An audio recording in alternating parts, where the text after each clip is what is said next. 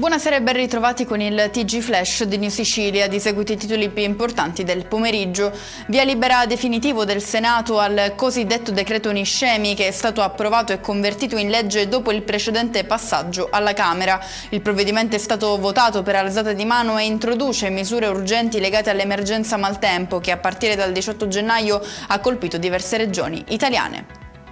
Materiale pedopornografico e adescamento di minori online, questo il reato che graverebbe sulle spalle di 6 persone, tra cui un catanese, tutte indagate a Bologna per aver adescato una ragazzina di meno di 14 anni con cui avrebbero intrattenuto conversazioni a sfondo sessuale. Momenti di paura a Catania in via Nicola Coviello per un'auto parcheggiata improvvisamente esplosa per cause ancora in corso di accertamento. Il rogo ha rapidamente coinvolto altri mezzi in sosta, tra cui un'auto completamente incenerita, uno scooter distrutto dalle fiamme e un'altra vettura danneggiata nella parte posteriore.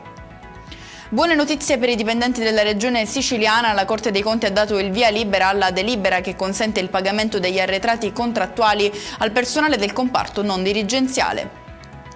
Chiudiamo con il meteo. Il maltempo torna a fare capolino in Sicilia con piogge sparse su gran parte della regione, allerta gialla per le province di Siracusa, Ragusa e Caltanissetta. E con questo è tutto, prossimo appuntamento domani alle 13:30. Grazie per averci seguito, buon proseguimento di serata.